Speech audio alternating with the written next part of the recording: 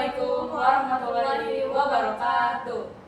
Selamat siang kepada Dewan Juri. Perkenalkan, kami adalah mahasiswi dari Politeknik LP3I Jakarta, kampus Jakarta Pusat, yang mana pada siang hari ini kami ingin mempresentasikan hasil proposal bisnis kami terkait perlombaan. Dan kepada Dewan Juri kami ingin mengucapkan terima kasih banyak atas kesempatannya sehingga kami bisa mengikuti perlombaan ini dengan baik. Namun sebelum kami masuk ke dalam materi, izinkan kami memperkenalkan diri terlebih dahulu bersama dengan saya, Rizka Mubarokah, dan teman saya. Dan saya Nurul Kafiani. Kami ingin membangun sebuah bisnis, yaitu milky pudding atau puding susu dengan topping strawberry. Dan di sini kami dibimbing oleh dosen kami, yaitu Ibu Retno Widowati, SSMA. Kepada beliau kami ingin mengucapkan terima kasih banyak karena telah membimbing kami dalam menyelesaikan proposal ini. Baik, kami akan langsung masuk ke dalam materi.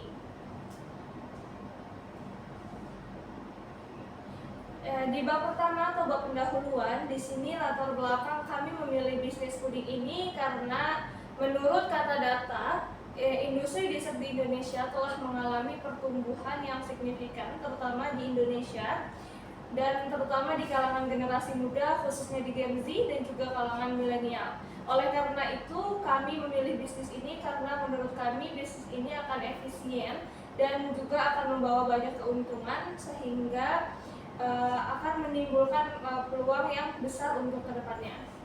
Lalu untuk rumusan masalahnya itu adalah bagaimana merancang bisnis yang ringan dan sehat serta menarik dan berdaya saing tinggi di tengah tren konsumen masyarakat manis makanan manis masyarakat urban Indonesia.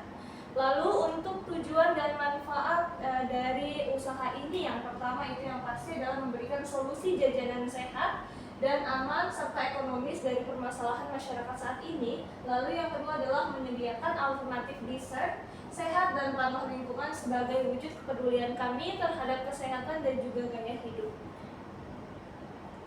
Lalu di sini ada metode penyusunan makalah. Di sini kami mengambil metodenya itu ada metode pustaka, studi kasus secara pribadi dan juga analisis kualitatif. Selanjutnya adalah pestle analysis di bab 2, di mana political ini kami menggunakan kebijakan pemerintah yang mendorong UMKM dengan berbagai program pembinaan dan perizinan BPOM. Yang kedua ada ekonomi, di mana kondisi ekonomi yang mulai stabil setelah pasca pandemi. Produk ini juga cocok untuk segmen pasar pelajar, mahasiswa, dan pekerja muda yang mencari affordable indulgent. Lalu ada sosial, di mana kesadaran masyarakat akan pentingnya pola makan sehat. Ini membuka ruang untuk desain sebagai hadiah yang emosional. Lalu ada teknologi, kemajuan teknologi produksi makanan seperti mesin pencetak puding otomatis dan platform e-commerce. Lanjut ada environmental, yaitu milky pudding ini turut mendukung upaya pelestarian lingkungan dengan menggunakan kemasan yang ramah lingkungan yang bersifat biodegradable. Lalu ada legal, kami akan menggunakan keamanan pangan dari BPOM, sertifikasi halal dan izin edar yang menjadi tantangan yang perlu dipenuhi untuk menjaga kepercayaan dari konsumen. Lalu opportunities dan threats-nya adalah usaha milky pudding ini memiliki peluang yang besar seiring meningkatnya minat masyarakat terhadap makanan sehat. Selanjutnya ada profil pelanggan. Yang pertama ada job, jadi konsumen yang ingin mencari camilan yang sehat dan menyegarkan. Kemudian ada pain, adalah masalah yang dihadapi konsumen, yaitu banyak makanan ringan yang mengandung pengawet dan bahan sintetis. Dan gain-nya adalah atau manfaat yang dicari konsumen. Kami menciptakan milky pudding ini sebagai makanan ringan yang enak, bergizi, dan aman dikonsumsi, dan juga memiliki tampilan yang instagramable. Selanjutnya,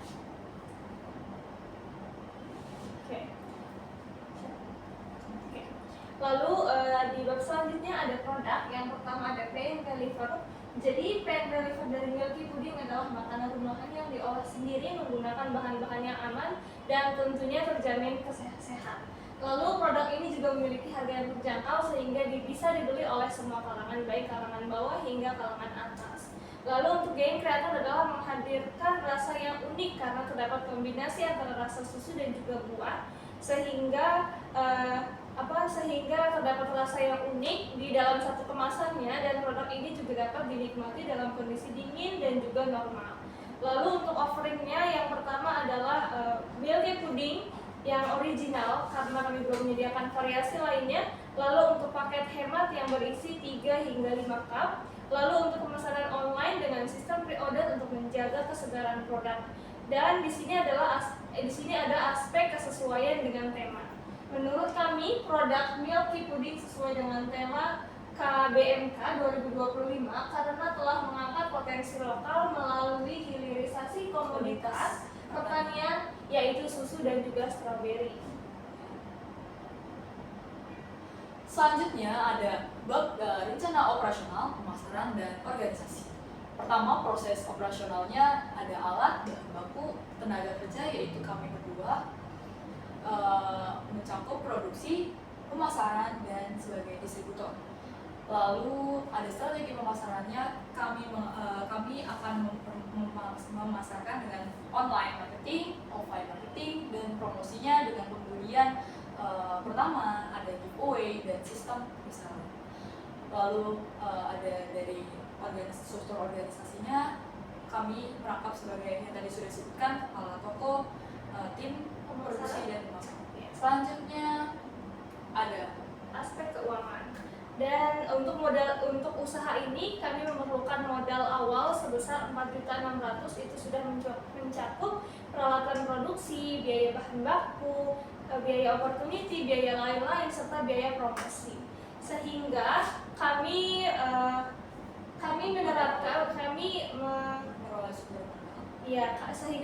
memperoleh sumber modal dari dana pribadi serta kompetisi kewirausahaan, dan kami menjual produk kami dengan harga 8.000 per cupnya. Dan untuk keuntungan bersihnya kita mendapatkan sebesar 4.200.000. Selanjutnya dari aspek inovasi dan teknologi, pertama ada elemen inovasinya, kami memberikan kombinasi rasa, kemudian ada pilihan topping, lalu kemasan yang praktis, simple dan instagramable. Lalu penggunaan teknologinya kami menggunakan promosi digital dari Instagram, TikTok dan sebagainya, menerapkan sistem pre-order melalui WhatsApp, lalu menyediakan media untuk menyampaikan kritik atau feedback, lalu menggunakan barcode sebagai salah satu cara untuk yang cashless. Lalu untuk yang terakhir di sini kami ada penutupnya. Jadi kesimpulan dari bisnis ini adalah milk tea pudding yang mengusung konsep kelezatan lembut dengan sentuhan estetika yang cocok untuk kalangan usia anak-anak hingga dewasa, dan juga untuk semua kalangan dari kalangan bawah hingga kalangan atas. Karena produk ini adalah produk yang unik dan juga sangat cocok dinikmati kapan saja dan di mana saja, serta dapat dinikmati melalui dengan visual yang cantik juga. Dan melalui strategi pemasaran digital, produk ini memiliki potensi untuk berkembang menjadi UMKM berkelanjutan. Kami juga akan menghadirkan seperti hampers dan kolaborasi bersama kreator muda lainnya. Dan kami juga memiliki saran untuk mengembangkan varian rasa dan ukuran yang beragam, mengikuti sertifikasi PIRT dan halal. Dan yang terakhir adalah menjalin kemitraan dengan sekolah, koperasi, hingga kafe-kafe lokal yang ada di Indonesia. Selanjutnya ini ada data pustakanya, ada dari Google Data, Google Trends, Kata Data, dan Tokopedia. Selanjutnya ada lampiran. Ini adalah produknya, produk dari milk tea pudding kami. Lalu yang berikutnya ada kemasan yang kami gunakan. Dan yang terakhir adalah struktur organisasi dari bisnis ini. Sekian dari presentasi kami. Apabila ada kesalahan dan kekurangan, mohon maaf, dan kami ingin mengucapkan terima kasih banyak kepada dewan juri atas pengalaman yang luar biasa ini. Dan sekian dari kami. Wabillahi taufiq wal hidayah. Wassalamualaikum warahmatullahi wabarakatuh.